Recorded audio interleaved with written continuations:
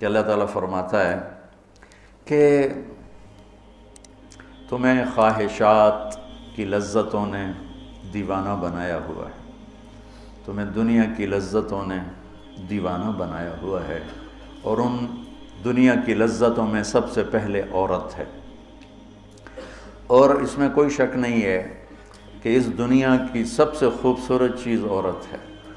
اور ایک آپ کو اپنا تجزیہ بتاؤں کہ دنیا پھری اور پھر کبھی جنگل، کبھی عرش، کبھی فرش، میں جو شعر پڑھا کرتا ہوں، کبھی عرش پر، کبھی فرش پر، کبھی ان کے در، کبھی در بدر، کبھی عاشقی تیرا شکریہ میں کہاں کہاں سے گزر گیا۔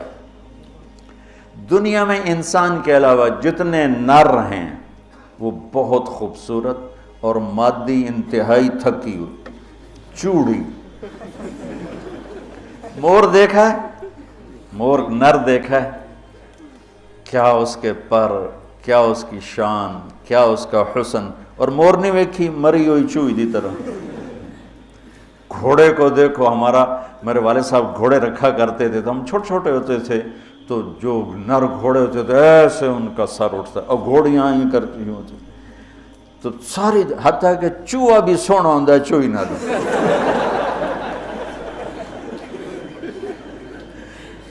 نر کبوتر دیکھو، مادہ کبوتر دیکھو، نر شیر دیکھو، شیر نہیں دیکھو، کھوتا بھی سونا ہے، کھوتی نر۔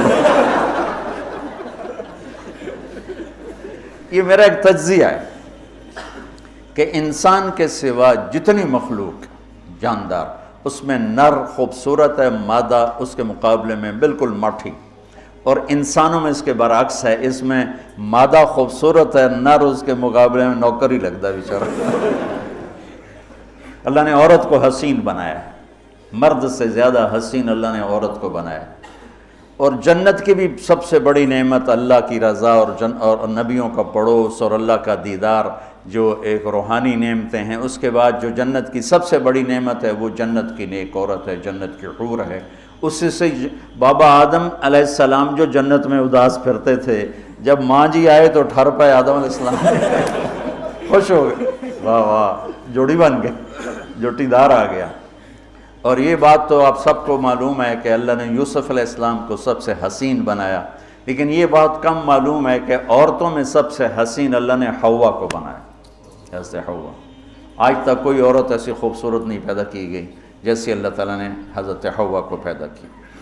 تو انسانی لذتوں میں سب سے بڑی لذت، سب سے بڑی خواہش وہ اللہ نے عورت، نیک عورت دنیا کی سب سے بڑی نعمت ہے۔ الدنیا کلھا متاع وخیر متاعها المرأة الصالحہ، دنیا چند روزہ ساز و سامان ہے، اور اس میں سب سے اعلیٰ درجے کا ساز و سامان نیک عورت ہے، نیک عورت، جس سے زندگی کی رونق ہے، جس سے زندگی میں حسن ہے، جس سے زندگی میں جمال ہے۔ عربوں میں دستور تھا مار پٹائی کا، تو جب مدینہ میں ایک ریاست قائم ہو گئی تو عورتوں نے آ کے شکایت کی ہمارے خامد ہمیں مارتے ہیں، تو آپ نے ممبر پر کھڑے ہو کر غضبناک انداز میں کہا، جو عورتوں پہ ہاتھ اٹھاتے ہیں ان میں کوئی انسانیت نہیں۔ اس قدر شدید ڈانٹ پلائی، جو عورت پہ ہاتھ اٹھاتا ہے اس میں کوئی انسانیت نہیں، لا خیر فیہم، کوئی انسانیت نہیں ان۔ اور آپ نے فرمایا کہ خیرکم خیرکم لأہلہ، سب سے اعلیٰ درجے کا مسلمان وہ ہے جو بیوی کے ساتھ اچھا سلوک کرتا ہو۔ اور پھر فرمایا، اور میں اپنی بیوی کے ساتھ تم سب میں سب سے زیادہ اچھا سلوک کرتا ہوں۔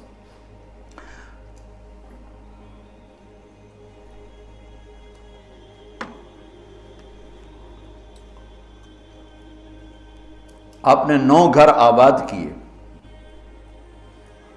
جب آپ دنیا سے گئے 9 بیویاں تھیں، اور کسی گھر میں روٹی نہیں کھانے کو، دودھ نہیں پینے کو، دوا نہیں لینے کو، اور بیویاں قربان ہو رہی ہیں، صدقے واری جا رہی ہیں۔ کس بات پر؟ آپ کے اخلاق، آپ کا حسن سلوک، آپ کا اظہار محبت، آپ کی رواداری، آپ کا انصاف، آپ کی دلداری۔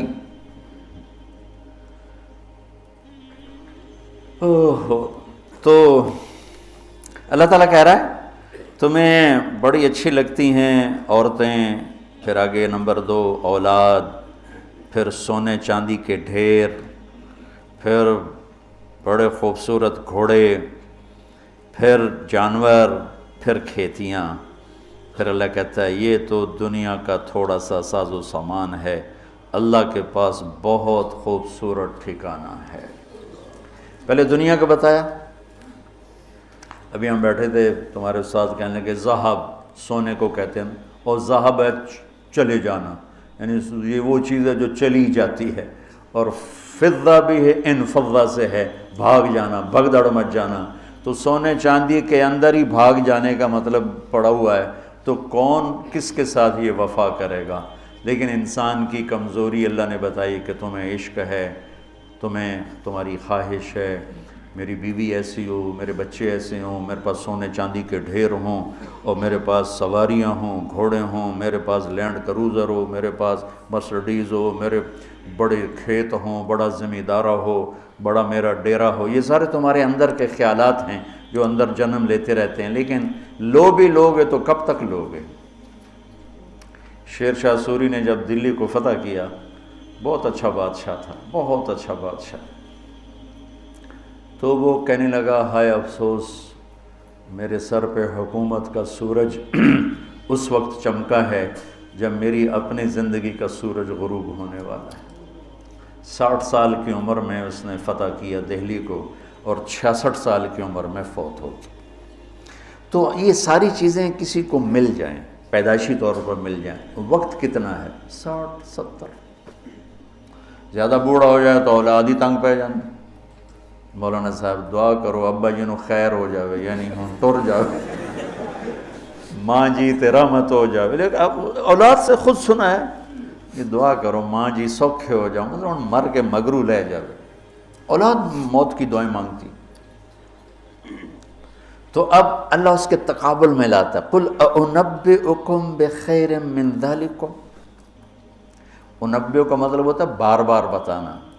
لگا کہ جو تمہیں نظر آ رہا ہے اس سے تو تم اثر لے رہے ہو، میں تمہیں بار بار بتاؤں گا، پوری جنت کو قرآن میں پھیرا دوں گا، کبھی یہاں کبھی وہاں، کبھی یوں کبھی یوں، کبھی نہر، کبھی باغ، کبھی حور، کبھی سونا، کبھی چاندی، کبھی لباس، کبھی کھانے، کبھی اپنی رضا، کبھی زندگی کا ابدی سرمدی ہونا. انبئ بار بار تمہیں میں جنت بتاؤں گا. اللہ کے فضل سے بر صغیر میں جنت سب سے پہلے اللہ نے میری زبان سے کہلوائی، ورنہ کسی بڑے سے بڑے علامہ خطیب نے جنت کو نہیں کھولا تھا. سب سے پہلے جنت اللہ نے میرے ذریعے سے چلوائی. اور وہ بھی ایک عجب میرے رب کا نظام تھا. ہم نے بھی پڑھی تو نہیں تھی، نہیں ہمیں پڑھائی گئی تھی. جنت کے ابواب چلوائی، تیز گام چل رہی تھی، نہ پڑھنے والے کو پتہ نہ پڑھانے والے کو پتہ. تو میں سال لگا رہا تھا، 80 81 میں نے سال لگایا جماعت میں. تو فروری کا مہینہ تھا اور ہماری گجراں والے تشکیل تھی، اور کویت کا ایک عرب میرے ساتھ تھا، اکرم اس کا نام تھا. اصل کہیں وہ ترکی تھا لیکن نسلوں سے آباد تھا. تو مجھ سے ایک دن کہنے لگا تو نے حادی الارواح الی بلاد الافراح یہ پڑھی ہے؟ یقین مانو. میں نے کہا یہ کیا ہوتا ہے؟ وہ نام عجیب ہے نا، حادی الارواح الی بلاد الافراح. حادی وہ حدی سے ہے، یحدو سے، وہ جو اونٹ کے لیے حدی ہوتی تھی نا، اونٹ کے لیے نغمہ ہوتا تھا، اونٹ تیز ہوتا تھا، تو روحوں کا وہ نغمہ جو انہیں خوشیوں کے شہر کی طرف لے جائے. مجھے پہلے سمجھ میں نہیں، میں نے کہا کیا کہہ رہے ہو، یہ کیا ہے؟ کہنے لگا کتاب ہے. میں نے کہا اچھا کتاب کس کی؟ کہا ابن القیم کی. میں نے کہا میں نے تو آج نام سنا ہے. کہا میں واپس تمہیں چلتے ہیں نا رائمنڈ، تو میرے وہاں پڑی ہے امانت میں تمہیں دوں گا. تو ہماری 10 دن کی تشکیل تھی، ہم واپس آئے تو اس نے مجھے وہ کتاب پکڑائی. میں نے اس کو پڑھنا شروع کی. سب سے پہلے میرے رونگٹے کھڑے ہوئے کہ یا اللہ اتنا بڑا تیرا مہمان خانہ، اور ہمیں سوائے لفظ جنت کے علاوہ معلوم ہی نہیں کہ وہ کیا دولت ہے، کیا خزانہ. تو کس طرح ہم دنیا سے بے رغبت ہوں گے، کیسے غلط عورتوں کے پھندوں سے بچیں گے، کیسے دنیا کی چمک دمک سے ہم بچیں گے جب تک ہمارے سامنے جنت کی رونق نہ ہو. جنت ایک نوجوان کہنے لگا اللہ حوروں کا لالچ کیوں دیتا ہے؟ میں نے کہا زنا کو روکنے کے لیے کہ لوگ شادی کر کے بھی زنا نہیں چھوڑتے ہیں. تو اللہ تعالیٰ نے کہا پاک دامن ہو جا، میں نے تیرے لیے جنت کی خوبصورت لڑکیاں تیار کر کے رکھی ہیں. وَزَوَّجْنَاهُمْ بِحُورٍ عِينٍ، اور ہم خود تمہارا نکاح کریں گے جنت کے حوروں کے ساتھ. اللہ نکاح پڑھے گا. سبحان اللہ.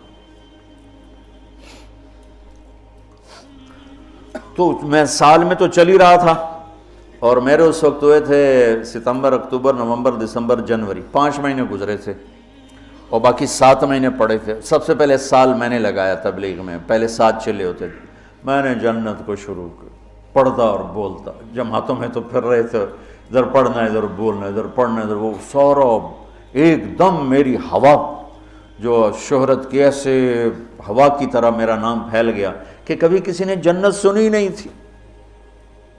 وہ کہا ہم نے تو 50-70 سال عمر ہے، کوئی کہ 80 سال عمر ہے، کوئی کہ میری 50 سال عمر ہے، میری 60 سال عمر ہے، میں نے زندگی میں کبھی جنت کو نہیں سنا، میں نے پہلی دفعہ آپ سے جنت کو سنا.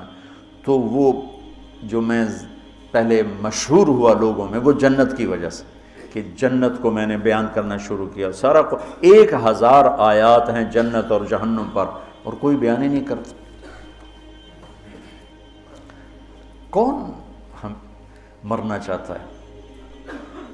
کون غربت چاہتا ہے؟ کون بیماریاں چاہتا ہے؟ کون دکھ چاہتا ہے؟ ہر ایک چاہتا ہے کہ ایک آئیڈیل لائف ہو، آئیڈیل گھر ہو، ایک خوبصورت زندگی ہو. تو اللہ نے کہا میں نے چھپا کے رکھی ہے، اب تھوڑے دن میری مان لو، پھر تم آ جاؤ، پھر دیکھو میں تمہیں کیسے دیتا ہوں. تو قل انبئکم بخیر من ذالکم، میں تمہیں یہ یہاں کی عورت، یہاں کی اولاد، یہاں کا سونا چاندی، یہاں کے گھوڑے، یہاں کی سواریاں، یہاں کی لینڈ کروزریں، یہاں کے جانور، یہاں کی زمینیں جائیدادیں تو تم دیکھ رہے ہو، تمہیں ایک اور جہان بتاؤں؟ ایک اور جہان بتاؤں؟ یا اللہ کون سا ہے؟ قل الذین اتقوا، وہ سب کے لیے نہیں ہے، وہ ان کے لیے ہے جو میرے یار بنیں گے، جو مجھ سے دوستی لگائیں گے. سب کے لیے نہیں ہے، یہ وہ ہیں جو میرے یار بنیں گے. للذین اتقوا، یہ ہمارے دیہاتی کہتے ہیں اللہ آپ پہ بشکش، اور یہ زیادہ پڑھے لکھے لوگ کہتے ہیں یہ ایم ہی ہمیں ڈرائی رکھتے ہیں، کچھ بھی نہیں ہے. تو ایسی بات نہیں ہے. اللہ تعالیٰ نے حسین اور یزید میں فرق کرنا ہے. رات کو شراب پینے والا اور رات کو نماز پڑھنے والا برابر ہو جائے گا. میرے نبی کے نواسے نے جان کیوں دے دی، نسل کیوں ذبح کروا دی؟ اگر یہی فیصلہ ہونا ہے کہ رات کو ناچنے والی، رات کو رونے والی برابر ہو جائیں، رات کو پوڑی بیچنے والا، شراب بیچنے والا، اور صبح سے شام تک حلال کمانے والا، تھک کے گھر جانے والا، اللہ ان کو برابر کر دے گا. سچ بولنے والا، جھوٹ بولنے والا برابر ہو جائیں گے. نماز پڑھنے والا، نہ پڑھنے والا برابر ہو جائیں گے. سود کھانے والا، حلال کھانے والا برابر ہو جائیں گے. تو پھر کربلاؤں کا مقصد کیا ہے؟ پھر تو ساری کربلاؤں کی تاریخ ختم ہو جاتی، ختم ہو جاتی، انسانیت نام کی کوئی شے نہیں رہ جاتی. تو میرے رب نے وَامْتَازُوا الْيَوْمَ أَيُّهَا الْمُجْرِمُونَ کا اعلان کیا ہے. ام نجعل المتقین کالفجار افنجعل المسلمین کالمجرمین ما لکم کیف تحکمون. تو قرآن بتا رہا ہوں، سورہ کیا نون القلم، کہ تمہارا دماغ خراب ہو گیا ہے کہ میں فرما بردار اور نافرمان کو ایک جیسا ڈیل کروں گا. تمہارا دماغ خراب ہو گیا. ایک آدمی رات کو زنا کر رہا ہے، ایک مصلی پہ بیٹھا رو رہا ہے، ان دونوں کو اللہ برابر کر دے گا. تو للذین اتقوا، ہم نے ایک بڑا اسپیشل پروگرام، پیکج، لیکن ہے تقوی والوں کے لیے. اچھا تقوی والا بننا کوئی مشکل کام ہے؟ یہ کوئی ایسی آسمانی چیز ہے، آفاقی چیز ہے؟ قرآن کا پہلا صفحہ دیکھو، کتنا آسان کام ہے تقوی والا بننا. ہدی للمتقین، یہ ہدایت ہے تقوی والوں کے لیے. کون ہوتے ہیں؟ الذین یؤمنون بالغیب، جو غیب پہ ایمان لاتے ہیں. تو ہم سب غیب پہ ایمان لائے ہوئے ہیں نا. وَيُقِيمُونَ الصَّلَاةَ، اور نماز پڑھتے ہیں. تو ہم نماز پڑھتے ہیں نا. وَمِمَّا رَزَقْنَاهُمْ يُنْفِقُونَ، جو ہم نے دیا ہے اس میں سے خرچ کرتے ہیں. تو وہ خرچ کرتے تو ہوگے نا، مولوی ہوتا تو بخیل ہے. تو چلو کوئی تھوڑا بہت تو خرچ کرتے ہوگے نا. وَالَّذِينَ يُؤْمِنُونَ بِمَا أُنزِلَ إِلَيْكَ، جو قرآن پہ ایمان لائے. وما انزل من قبلک، جو تورات زبور انجیل پہ ایمان لائے، بتاؤ اس میں سے کون سی مشکل ہے؟ ایمان لانے میں پھر ساری شرطیں آ جائیں گی نا۔ یہ کہا جا سکتا ہے یہ کیسا تقوی ہے، روزے کا ذکر ہی نہیں، زکوٰۃ کا ذکر ہی نہیں، حج کا ذکر ہی نہیں، تو والذین یؤمنون بما انزل الیک، جو قرآن پہ ایمان لائے تو زکوٰۃ بھی دینی پڑے گی، حج بھی کرنا پڑے گا، سچ بھی بولنا پڑے گا، جھوٹ بھی چھوڑنا ہوگا، حرام بھی چھوڑنا ہوگا، وہ تو سارا اس میں آ گیا۔ تو للذین اتقوا، تقوی والا کوئی آفاقی ہو تسی تو جو بڑے تقوی والے ہو، ارے بھائی ہر مسلمان بڑی آسانی سے تقوی والا بن سکتا ہے، چند تو چیزیں ہیں، کر لو تو تقوی آ جائے گا۔ چلو ٹائم ختم ہو گیا، پھر جنت کل بتائیں گے۔ اللہم لک الحمد کما انت اہلہ، فصل علی محمد کما انت اہلہ، وفعل بنا ما انت اہلہ، انک اہل التقوی و اہل المغفرہ۔ میرے مولا یہ تیرا گھر جو تو نے بنایا ہے، سجایا ہے، ہمارے بھی نصیب فرما دے، اور یا اللہ تو نے جو اس دنیا میں شیطان کے پھندے بتائے ہیں، ہمیں ان پھندوں سے نجات عطا فرما۔ ہم بڑے کمزور ایمان والے ہیں میرے آقا، ہماری اتنی طاقت نہیں کہ شیطان سے لڑ سکیں، ٹکر لے سکیں، تو اپنے حبیب کے صدقے ہمیں شیطانی پھندوں سے بچا، اور ہمیں اپنا بنا، تقوی والا بنا، زہد والا بنا، انابت والا بنا۔ ان سارے بچوں کو ہمارے لیے زاد راہ بنا، سرمایہ آخرت بنا، اور انہیں ہادی و مہدی بنا، اور ہمارے سارے اداروں کو قبول فرما، ہماری ضرورتوں کو اپنے غیب سے پورا فرما، اور جتنے لوگوں نے، بندوں نے، بندیوں نے، مردوں نے، عورتوں نے ہمارے ساتھ ہاتھ اٹھائے ہوئے ہیں، ان سب کی جھولیوں کو بھر دے میرے مولا۔ سب کے دکھڑے ہیں، سب کے شکوے ہیں، سب کے پریشانیاں ہیں، اپنے فضل و کرم سے ان مبارک راتوں کی طفیل سب کی جھولیوں کو بھر دے میرے آقا، سب کو خوشیاں دے دے، غم ان کے سمیٹ لے، خوشیاں ان کے گھروں میں بھر دے، ڈال دے۔ یا اللہ جس کے جو مسائل ہیں، کوئی معاشی مسائل ہیں، کوئی بیوی کو مسائل ہیں، کوئی خامد کے مسائل ہیں، کوئی اولاد کے ہیں، کوئی اپنے رشتوں ناتوں کے ہیں، کوئی کاروباری ہیں، سارے مسائل حل فرما دے، اور ہمیں یا اللہ آسانی والی، عافیت والی زندگی دے، اور آسانی والی واپسی مقدر فرما، ایمان کے ساتھ، اپنی رضا کے ساتھ، برحمت ہے۔